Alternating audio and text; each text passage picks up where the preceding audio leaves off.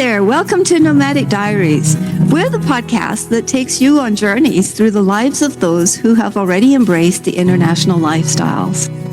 Whether you're an expat, a digital nomad, or someone who's dreaming of those lifestyles, this is your passport to a world of insight. We dive deep into the hearts and minds of the overseas lifestyle professionals, the authors, and researchers.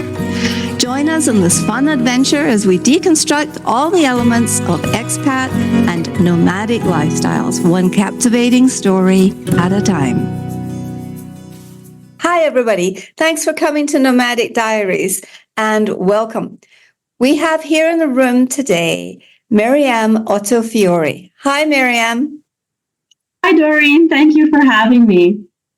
Thank you so much. It's been lovely to see you again and keep track of your family's globally mobile lifestyle over the years. It's just been really fun to watch each other's journeys. It really has. I think we first met in The Hague in the Netherlands for, I think, an FIGT conference. And it's been wonderful to keep track of your adventures as well, from life in the camel inn to now in sunny Mexico. Right. Yes. We have lots to talk about. I just want to back up a little bit and talk about this messy mobile life, which I think was your first book. You talked about journeying from place to place with your family as a growing and very mobile family, because I met you when you were in Dubai, then you moved to Ghana, and now you're in Portugal, correct? That's right. Yes. What originally inspired you for your first book? Let's start there. Sure. It's a great place to start. I think what really inspired me to write this messy mobile life was how we often go off on these grand adventures and we expect everything to work out perfectly. We expect, we're going to just sail through, we're going to take ourselves out of our comfort zone, move to a new country, new culture, learn a new language, maybe get married to someone from a different culture, maybe have kids in other countries and then raise them yet in other cultures. And we expect that we're going to get it right and that we're going to do it well.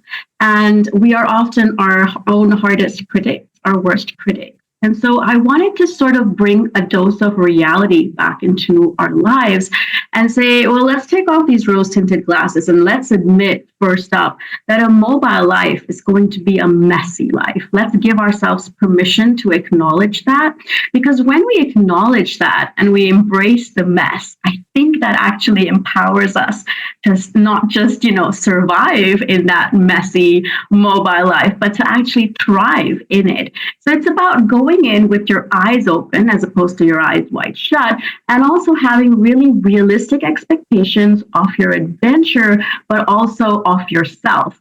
In the end, it all comes down to your mindset and how you are viewing your new adventure.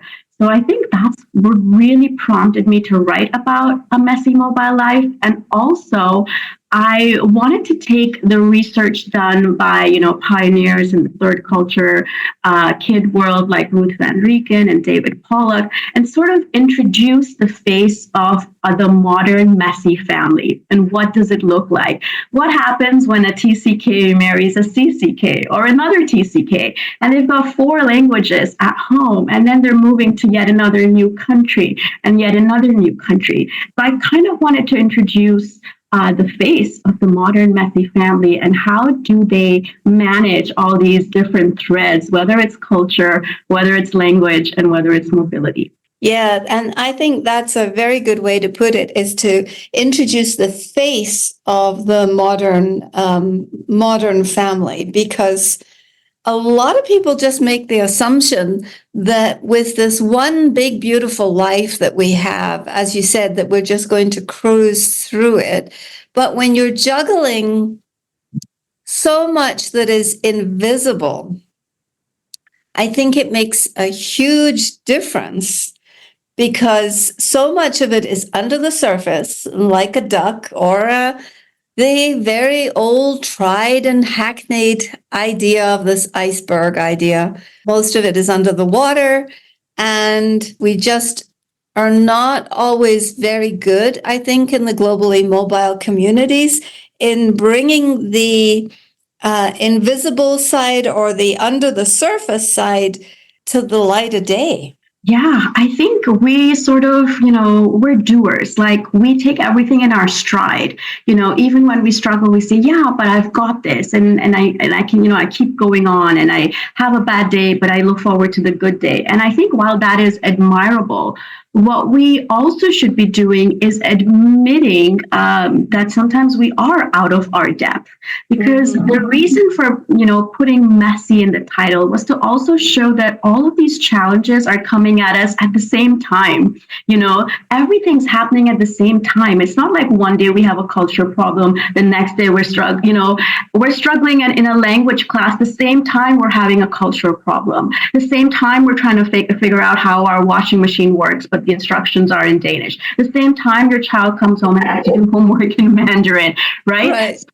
It's all coming at us simultaneously. And I think that was my intention, to show that we have to sort of pull each thread out and look at it in isolation, and then come up with a list of, or maybe come up with a framework and a list of things that we can do to help embrace the mess and then keep on top of the mess. So that was sort of the motivation behind that. And I thought, if I can figure this out for my family, I wanted to help and see how I could help other families on the move figure this out for themselves. And that's how I came up with a framework called the MOLA, which is both a metaphor for how we live our globally nomadic life, but also a framework. And the MOLA is also an acronym, which stands for certain things that we can do to help ourselves in this process. That makes perfect sense to me, that we actually pull the threads through, because as we were speaking before we started the recording, we were talking about how long we spend away, distant from certain languages, cultures, beloveds in our lives, family, geographical familiarity. And in order to keep ourselves up to date with it, it's necessary to go back. It's like weaving, it's like pulling that thread through every few months or every year on a regular basis. So what do you say to the people who say, "Oh, it's okay, we just take it one assignment at a time"? We laugh, right? We laugh. Yeah. I think the first thing we do is we chuckle. Absolutely, right? I think, sometimes that is the danger, right? So many of us go into it thinking, "Oh, we'll just, live in country XYZ for the next 2 years or the next 3 years." But before you know, you're on country number 4 and you've been doing this for 10 years. And the thing is that if you continue to look at your life as fragmented and not joined together, you're almost, gonna miss the big picture of it. And so the idea for me with this book was, it doesn't matter where you're living and how long you live there, and whether you stay in one place or you move to another 3 places, you are actually sewing your life design. And that is what a MOLA is. A MOLA is your life by design, and you're busy creating it, whether you know it or not, whether you're consciously creating it or not, but you are sewing your life design. And what are you putting into that? You're putting in all the different cultures that you and your family belong to. You're putting in your linguistic backgrounds, all the languages you speak, understand, or have tried to learn. You're putting in all your cross-cultural experiences and your mobility experiences with moving around the world. And you're actually adding a new layer of identity with each new move that you're making. So I think we're so busy doing it that we don't have time to sit and reflect as to, what are we creating?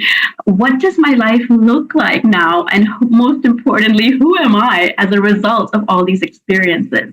So I think that's what I wanted to use the book as, sort of a creative tool to help us think creatively about our life on the design and to see, well, what does my design look like? What have I been busy creating? And of course, all the things go into our design. It could be the good experiences we've had, the bad experiences we've had, the challenges we've faced, the opportunities we've enjoyed. Everything goes into our design, and so many things impact us. It was to show how our life is a continuous journey, and we are constantly adding a new layer, adding a new piece of cloth to our design. And what does that say? Because you can only advocate for yourself if you actually know yourself.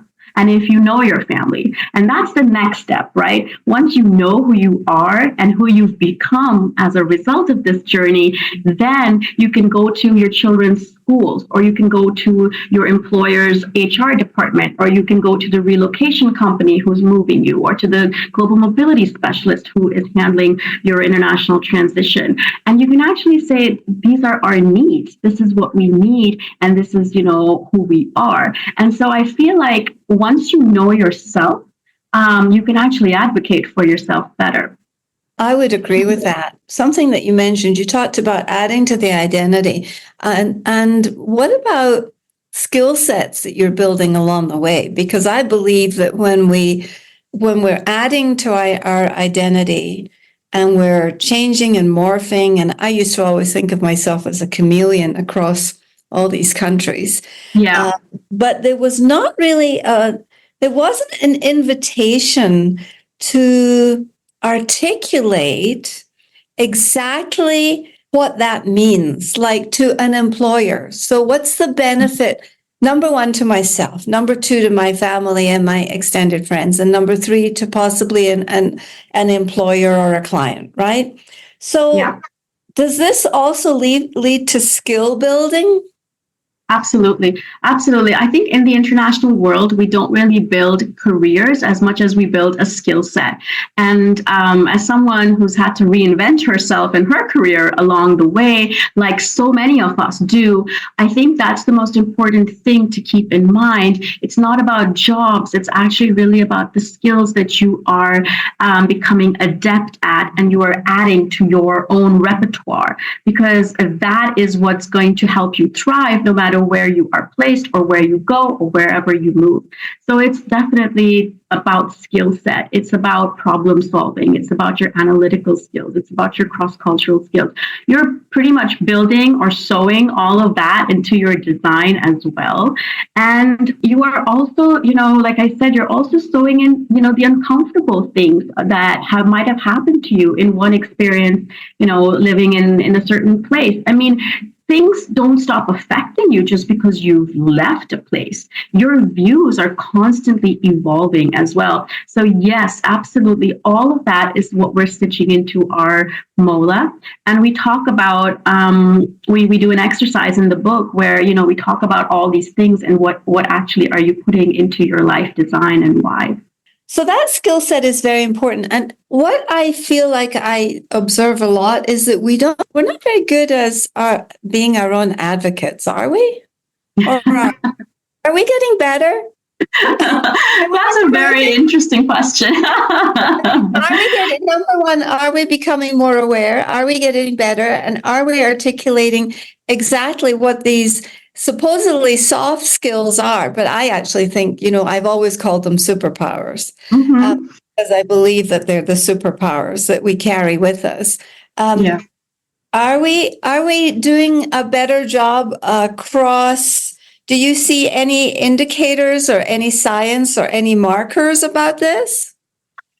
I mean, I think this is a really interesting thing to ponder with you, Doreen. I feel like the big change that I see is that there is definitely a lot more awareness today in 2024. Yes, and I feel that just even the fact that, someone will ask you this question, or someone from a relocation company will give you a questionnaire or ask you for feedback, I think that also speaks volumes, because in the past, that wasn't necessarily the case, or, only one person was asked for feedback, usually the spouse whose, career is the reason for the move, and the accompanying spouses were just left out of the equation. They never got to see the survey or were asked. Not a word.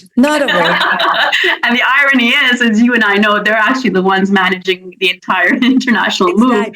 So they should be the ones who should be asked for feedback, right? So I do think slowly that if I see the changes, there's definitely a lot more awareness now as to the individual needs, the family needs, the needs of the accompanying spouses as well. I also do think that the people are getting better at asking for feedback. And I think that is really promising, because unless you ask for feedback, you don't know what you need to fix, right? Or what could be done in a different way. So that's important. And I think the third thing, that I realized when I gave a presentation at the World Food Program last year was that they were holding sessions purely for accompanying spouses, to join, which I thought was a radical thing for the UN to do. And I hadn't really heard of it being done before. And I thought it was an excellent thing to do. They had a program, they still have a program called, a flock, which is all about, empowering the accompanying spouses who are moving and bringing them the resources that they need. I think one of the things that I have found in my experience is that I was never given any, I was always given a custom-made relocation package, people assuming these are my needs, whereas my needs would probably be very different, and each, person would have different needs. But there was no it was just a one-size-fits-all in the past. And I think now people are becoming a bit more aware that actually one size doesn't fit all in the relocation industry, and that there does need to be a lot more nuance as to how we help individuals and families who move abroad. So moving on from that book, from this messy mobile life and the experience of the supporting spouse or the accompanying spouse, you switched horses, it felt like, when you charged ahead with Guilty. And I was so proud of you. I was like, oh my gosh, I could never switch horses like that in a literary field. I only know one thing. And I was so proud of you, so excited for you on that journey with Guilty. But how did you balance incorporating experiences that are real life of international families with creating a compelling enough fictional narrative? Did that just sort of land on you one day when the three of you met? or did you have a lot of conversations with Joe Parfit? It's so interesting, Doreen. Yes, I totally thought the same thing to myself. I kept telling myself, you're crazy for making such a big switch. Why are you doing this? Every day I'd ask myself, why have you switched to writing fiction? Because fiction is such a different ballgame than writing nonfiction. But I felt that the reason I did it, number one, was because I felt such a dearth of representation in fiction of people like us who are multicultural, who are moving around the world and facing all these, dilemmas and challenges and enjoying tons and tons of opportunities as well. But I felt like there were barely any characters. It's usually presented, as immigrant stories. And there's such a big difference because we're not just moving once. We know we might have to do it again, and we do it several times. So it's very important for me to actually apply all the learnings, use my research and academic background and my learnings from, writing Messy, which was the first book, and then apply it and try to, put it in a fictional setting. And it didn't come to me naturally. It was really something I had to work very, hard on. But I didn't actually discuss it with anybody except for, I think, my husband.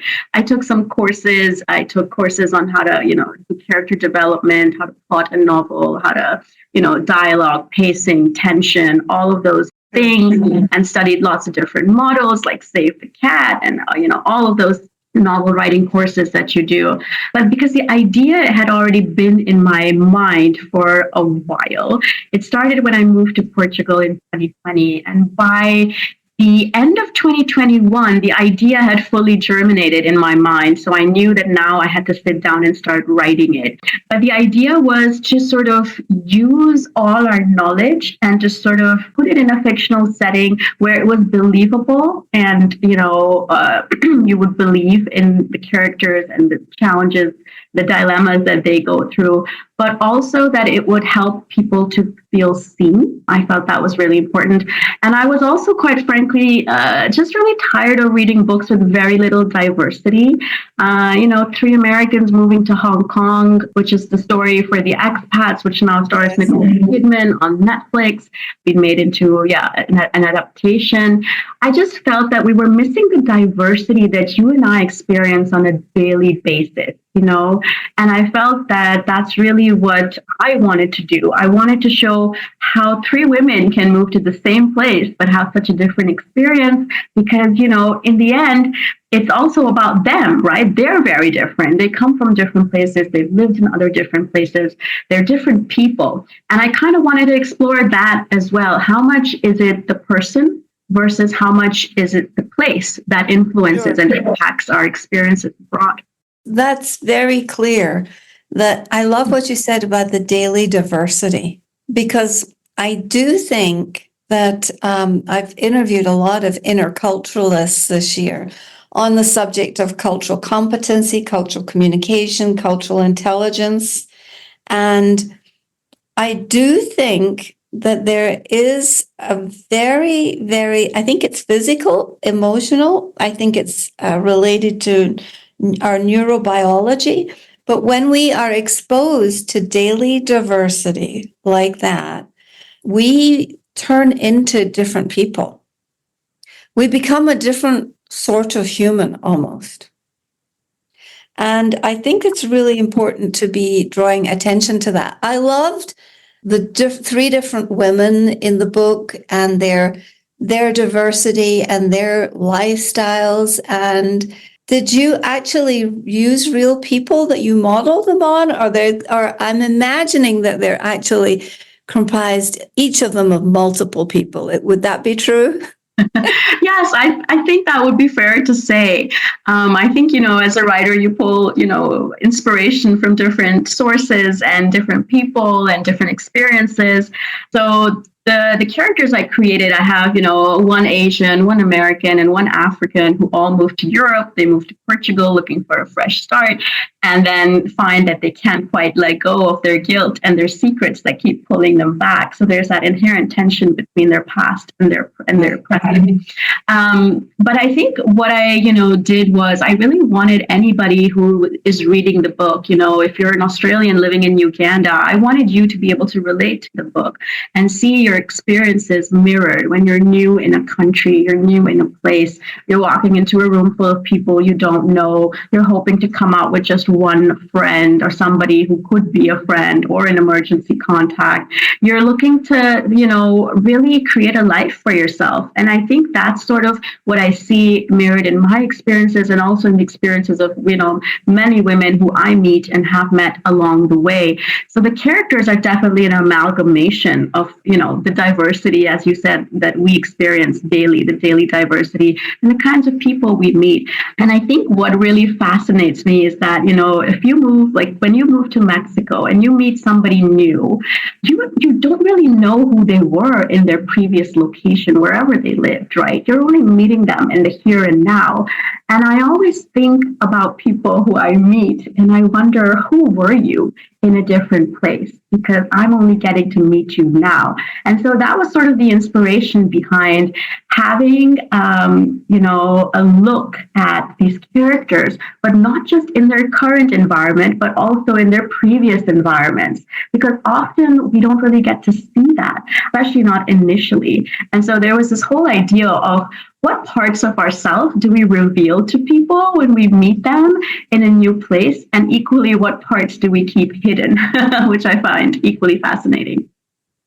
Well, that is a very good point. And, I'm living in a community in San Miguel de Allende, which is a very large, let's say, retirement community. There are many people here who have stellar careers, worked for the White House, or they've done amazing things. They've been, almost astronauts. They've been pilots. They've been senior advisors in certain government positions, and also people who have worked for the United Nations and NGOs overseas.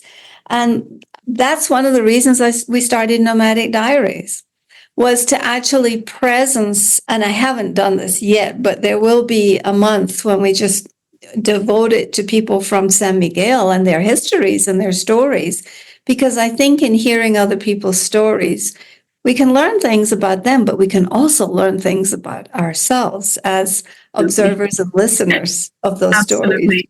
Yeah, I think, expat life, as you know, gives us a certain sense of anonymity, right? Which we also enjoy. We enjoy that to a great deal because we land in a new place.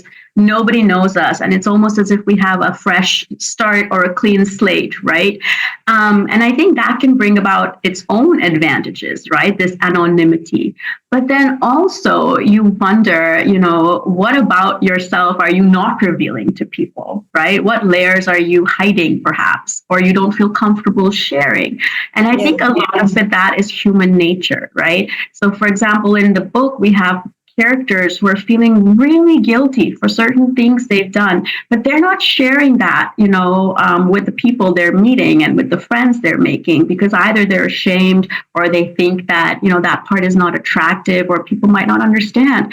So I think that the book lends itself, to a lot of human characteristics, because we all do that. We all pick and choose the parts we think will resonate with the person who's sitting in front of us.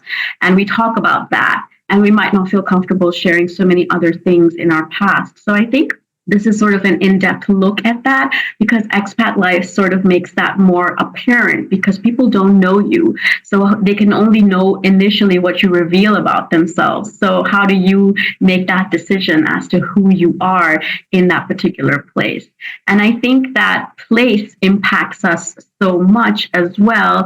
And in the book, Portugal is also a character by itself, because it's a place that the characters are getting to know, but also the reader is getting to know, but then also the place plays a huge role in sort of the decisions that the characters make and the trajectories of their life. And I find that is also really true of expat life. Sometimes we can't really distinguish where the person ends and the place begins. We kind of mesh together, kind of like a Play-Doh ball, where the colors are all, joined together and fused together. You don't know where one finishes and the other begins. And that's sort of how I feel about the places I've lived in. And so the characters, they go through that nostalgia, that saudade, that longing, and they're trying to figure all this out in a new country while trying to make friends, while trying to understand, a language, while trying to find their footing and have that fresh start that they so desperately want. I think that there's a course in there, especially for elderly expats who are moving, people who are moving in their retirement years. It's huge. I mean, it's huge. It's very, very different for me, who, first of all, was a professional single expat on my own right for the Foreign and Commonwealth Office, and then was a professional single expat in corporate life, and then became married for a little while and had a cratered marriage as a result of repatriation, which is why that is so close to my heart. And then became a trailing spouse and gave up a business and a career in order to do that in Saudi Arabia. And then the recovery from that. You've done it all, Doreen. You've done it all at every different phase. And well, now I'm thinking, so what really is the essence of having done it all? And how many other people here have done it all? And how are we giving that back to the world in a way that is meaningful? How are we using those experiences, which many of them are decades old, but how are we giving those back in a way that is making a difference currently in the world? Because I think that's a question that all of us have to ask every day is, what is my gift back to this for just this fabulous playtime on Earth? I don't ever want this adventure to end. Yeah, absolutely. I think what we talked about before about sharing our stories and, how much strength there is and how much inspiration there is in sharing our stories. And, we're all natural storytellers. That's what we like to do. And I think that by sharing our story, we can absolutely, give back and sort of share what we've learned on our own journeys. And I think, of course, writing fiction is one way of doing that, of sharing, what you have learned and what's resonated with you. I think there's so many different ways of doing it, but as a general, the general thought, I think sharing our stories is really where the magic lies. Yes, it is. And it's in building those connections. It's in sharing those stories that our neurobiology connects with each other. And I really think that when our neurobiology connects with other people, we bring ourselves and the planet and the place into greater alignment. Absolutely. And I think that's really important. So just to segue to a different subject, how do you address the issue of cultural identity in your book? Especially, look at your children who've lived in 4 countries, 3 countries, 1 country. Because each of them has a different story to tell their brother or their sister, right? That's right. That's very true. I think the concept of cultural identity is fascinating to look at. And I sort of have different, characters in the book to show like the wide spectrum of this. So you have Fatma, who's the main character, who's Pakistani but doesn't quite feel Pakistani because she's lived all around the world, and her cultural identity is quite ambiguous. Especially, she doesn't, feel comfortable in sharing a lot of it, and you find out through the book, why that is.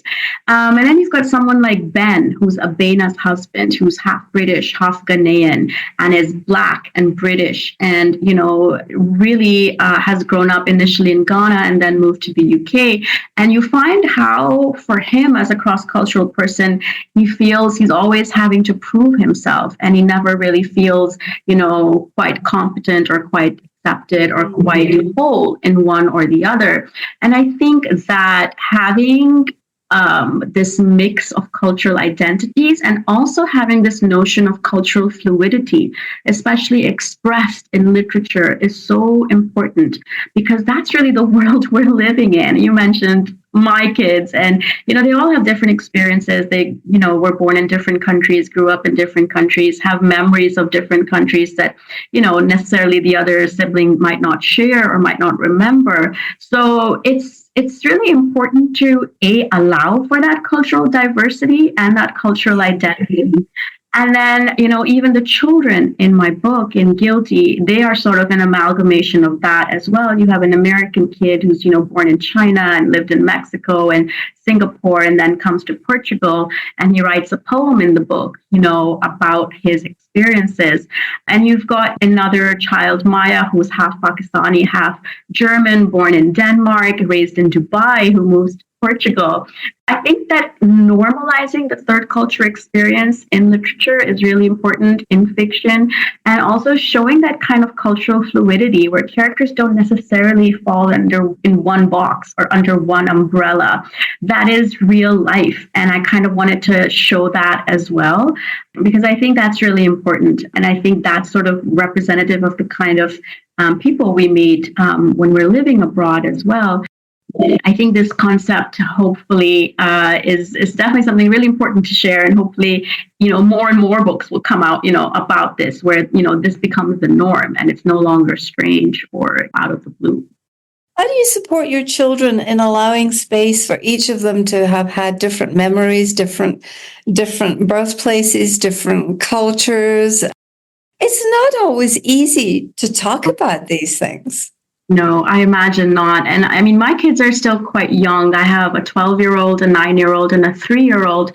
I think the thing that we have done so far is that we've allowed them the chance and the opportunity to embrace their own cultural identity. And we haven't really, stuffed culture down their throat. It isn't that you have to be one thing or the other. You get to decide. And so it's up to them, and I think that is the most freeing, liberating thing a parent can do, is to not force culture, but to actually allow the child to figure out how they feel as an amalgamation of so many different cultures, and let them decide. And I think that, we do things, for example, my oldest, she's used to celebrating the Lunar New Year, being born in Singapore and being raised, with that environment. And so we no longer live in Singapore. And my other two kids didn't live in Singapore and have no idea about it.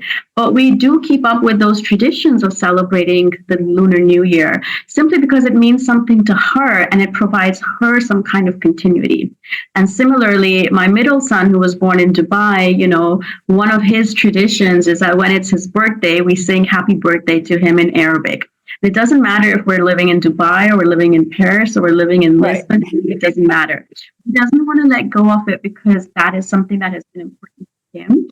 So we keep that up as a result of acknowledging his identity and his journey. And each kid is so unique. And so I think that understanding that your kids aren't going to be, completely the same, even if you're raising them, in a similar fashion, that's of course important to remember as well, but also just giving them the freedom to express who they are and keeping them in touch with who they used to be. I think it's not always easy, but I think that when we do it, we sort of, we weave new cultural influences into our family culture. Yes. And I think the richness actually extends to all of us, not just to that particular kid, but all of us.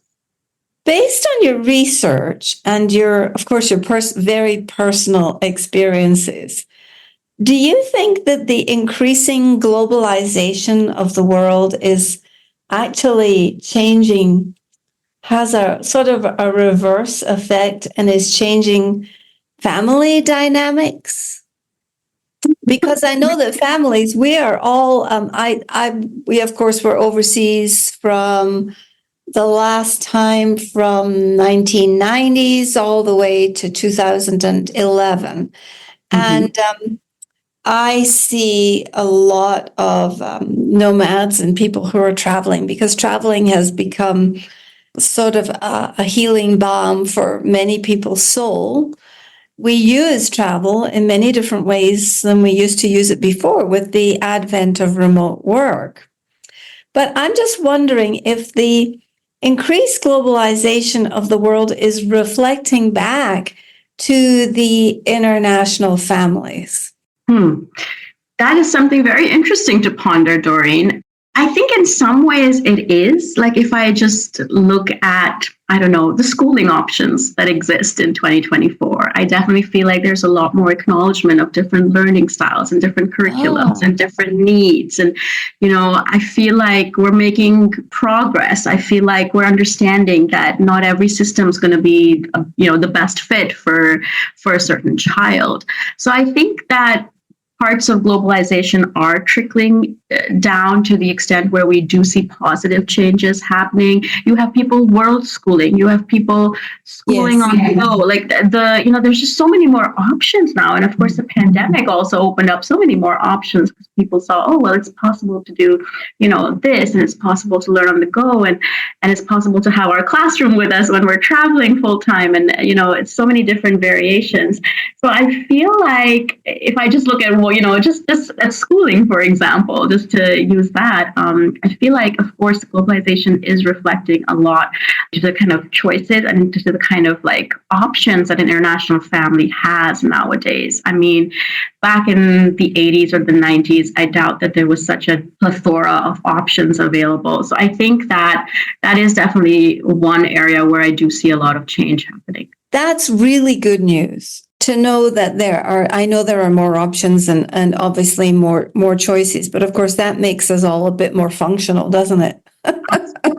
In this very dysfunctional lifestyle. Yes, the more options we have, the better, right? And we need all the flexibility, I think. So I think that those are some of that was definitely a silver lining from the pandemic as well. It helped a lot of people to see what is doable. Definitely. So finally, what advice would you give to families or people who are contemplating a move? Perhaps they've never lived outside of their culture and they're about to launch themselves with children. I think what I see a lot of people who are embarking on this journey doing is that they focus all of their time, effort, and attention on the 30% of the move. Yes. And they forget all about the whopping 70% of the move. I agree. I preach it, sister. I just feel the need to say this because, we do ourselves such a disservice because then we're not prepared for the whopping 70%. The 30% of a move is the practical and the logistical side that you need to figure out. The visas, the where, the how, the where are you going to live? Which neighborhood are you going to choose? What school will you put your child in? All of those things. Which bank account will you open? But honestly, Doreen, I have yet to meet an expat who hasn't managed to figure out which bank account they want to, which bank they want to with, or which, neighborhood should they live in. All figure this out. But unfortunately, when we focus all our energy on this, we forget about the whopping 70%, which is our emotional well-being and our mental health during the move and after the move. And also during the move, before, during, and after the move, right? So that encapsulates transition, culture shock, learning to adapt, learning a new language, thinking about things in a different way, problem solving in a different way, being ready for what a big change we're about to, embark on. And that is something that's really worth studying and investing time and, resources in, because nobody teaches us how to move. We all learn on the go, but if we're aware of everything that is coming along with this big change, I feel like we can help ourselves. We can make the process less stressful for ourselves. Again, remember, it's a messy life. There's no such thing as a smooth move. Anybody who tells you that is just not telling you the full truth, right? You're going to be out of your comfort zone. And being out of your comfort zone is uncomfortable as anything, because growth is uncomfortable.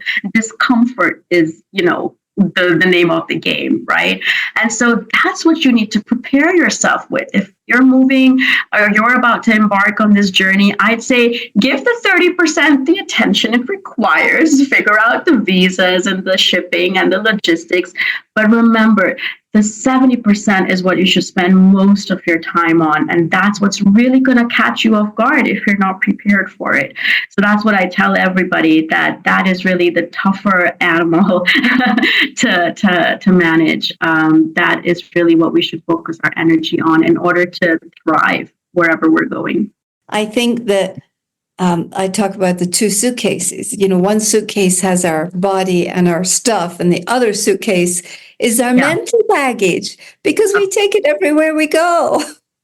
Absolutely. And I think it was, was it Michael Pollack who said that, it takes us at least 6 months to unpack our heart. And I think that's what you're doing. You're actually just unpacking your heart, and transition takes time. But if you don't know the basics of transition and you're not aware that each member in your family is probably going to transition at a different pace and in a different way, then, you might just be caught off guard and you might really struggle. So knowing this, knowing how to move in a healthy way, it really is the best thing you can do, the best thing you can invest time in, so that, you are aware of what is going to come and you're not caught off guard. You're not thrown for a surprise when that happens. Well, thank you. This has been a fabulous conversation. And in the show notes, we will include all the details about the guilty cannot say goodbye. But where can listeners find you? Oh, sure.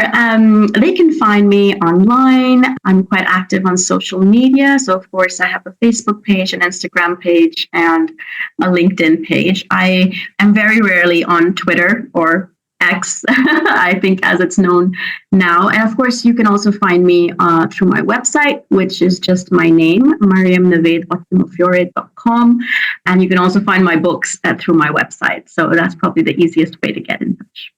Super. Thank you so much. Is there anything you would like to say that we haven't covered during this conversation, Mariam? No, I think we covered a lot. And I think I will just end perhaps by saying that home is a story we take with us. Speaking of storytelling, our homes are actually also part of our storytelling. And I think when you look at it that way, you're more compelled to share your stories, and you're more, open to sharing and learning from other people. So I think that would be something I would share, that home comes with us and it's actually a story that we take with us. It's not just a place we leave behind. Very wise words from the amazing author of Guilty, Can't Say Goodbye, and This Messy Mobile Life, and Mariam Ottimifiore. Thank you today for all of this. This was a lovely conversation, and maybe one day we'll have you back. Thank you so much, Doreen. It was lovely to catch up with you, and I really enjoyed being on the podcast.